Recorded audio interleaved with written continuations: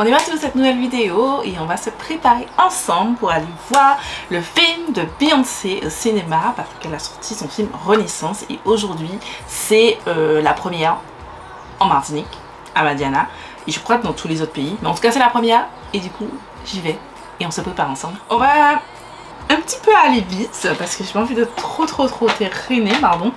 J'ai déjà mis tous les produits que je souhaite utiliser dans ce petit bac. On va commencer par les sourcils et on va majoritairement tester tout un tas de trucs.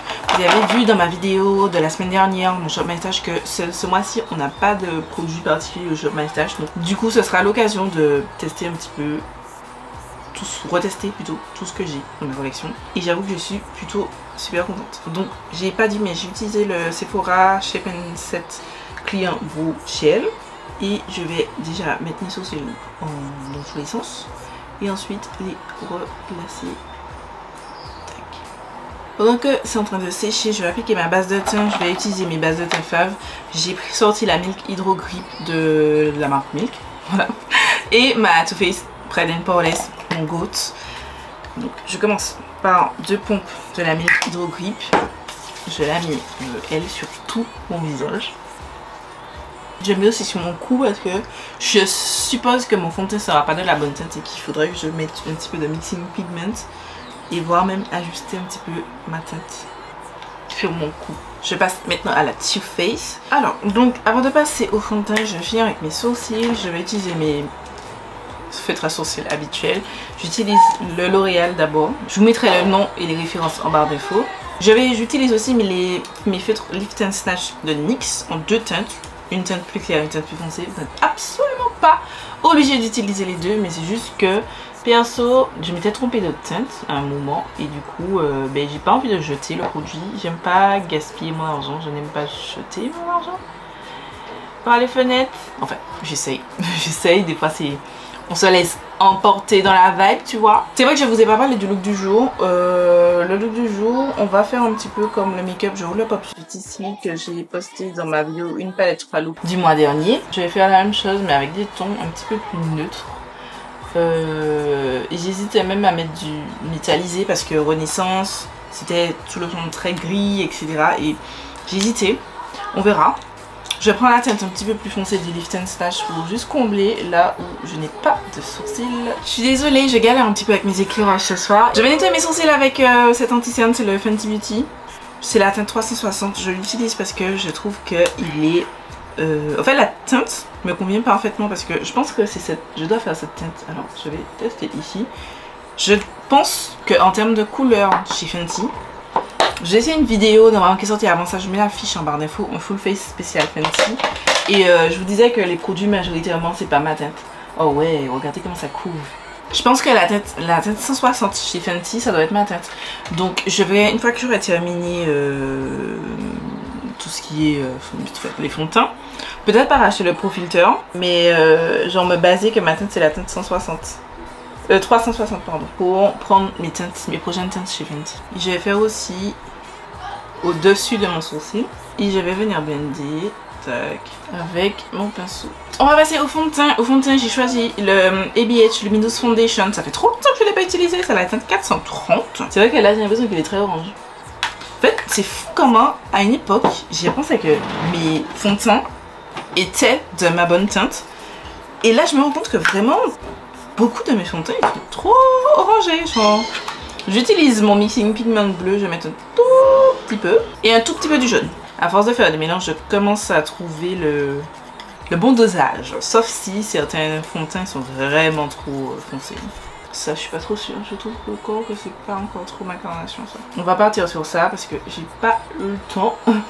En fait, c'est que on est en avance. En vrai, il est 17h54.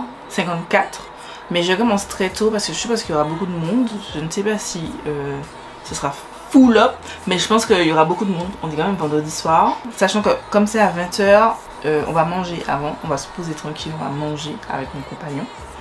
Et ensuite, on va y aller. Et je vais arriver tôt et je suppose qu'il y aura du monde. Donc c'est une question de parking, une question d'une bonne place dans la salle de cinéma. Donc il y a plein de petits paramètres. Et du coup ça fait qu'on a dit qu'on va arriver un petit peu plus tôt. Je retire ça un petit peu dans mes yeux là. cette lumière était beaucoup trop dans mes yeux. Oh les gars, on dirait que j'ai bien matché mon fond de teint. Je suis contente. Je vais juste estomper avec mon éponge. J'aime bien faire ça, j'applique d'abord avec le pinceau et ensuite j'estompe juste l'excédent de matière avec une éponge. Après que j'ai fait ça, je vais passer à mon anti-cerne. J'ai sorti le Huda Beauty Faux Filter anti-cerne là. Je l'aime beaucoup, valeur sûre. Ensuite je vais passer, c'est bronzer crème, donc c'est le Rare Beauty. J'ai la teinte Good Energy. Je vais mettre un peu. Tac. Tac. Franchement, ce bronzer, c'est ma révélation avec le Fenty Infinity cette année. Et celui-ci aussi, ce bronzer poudre de L'Oréal. Je les aime trop. Je vais blender déjà le bronzer crème. Je repasse mon pinceau à fond de teint pour éviter toute démarcation parce qu'il n'y a rien de pire que d'avoir passé vos produits et puis vous voyez qu'il y a bien des démarcations. Quand vous verrez ça, ce sera déjà bien passé. Oh, j'ai oublié de passer mon blush. Je prends le Made by Mitchell en tête Toasted Terracotta. Je vais pas en mettre beaucoup parce que c'est très pigmenté. On dirait que j'ai rien mis. Je mettrai pas plus parce que je me connais. Alors bien sûr, je prends un petit peu de l'anti-cerne. Je me connais. Je vais m'embarquer dans un truc et je remets avec trop de blush et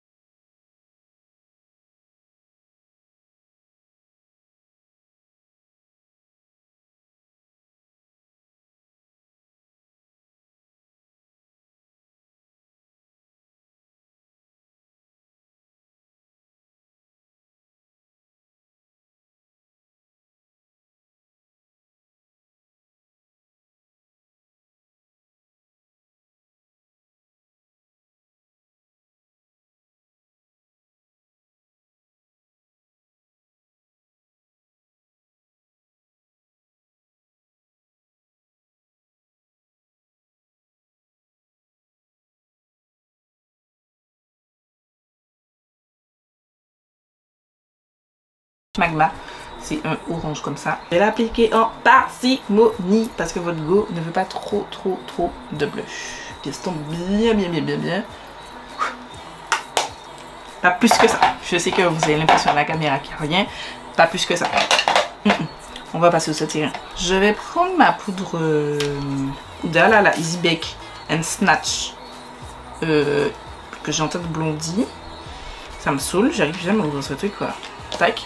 Je vais prendre le pinceau là que j'utilise depuis tout à l'heure et je vais venir déposer un voile de poudre un petit peu partout.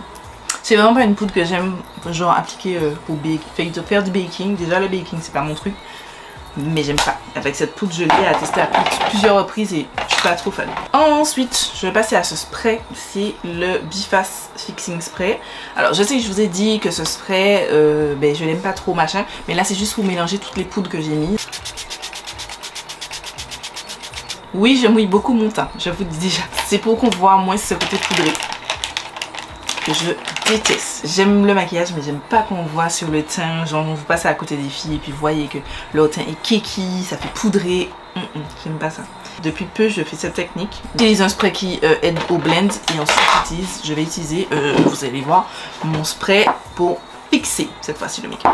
Là, je laisse le spray set sur lui-même, tranquille, pépère. Juste, je vais veiller à ce que dans les plis là, il n'y en ait pas. Je vais passer aux yeux et j'ai sorti cette palette.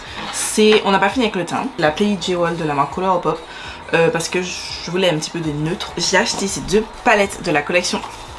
Comme ça, c'est bon. Ces deux palettes de la collection de Noël de Kiko Milano. Les packagings sont extérieurs comme ça, ils sont trop beaux. C'est la Holiday première. Je crois qu'on en a déjà parlé, je crois. Il me semble dans les Holantillol. En fait j'ai été, alors le packaging, alors comme ça il est joli, mais au toucher, les gars c'est cheapax au max et c'est super gros pour rien du tout.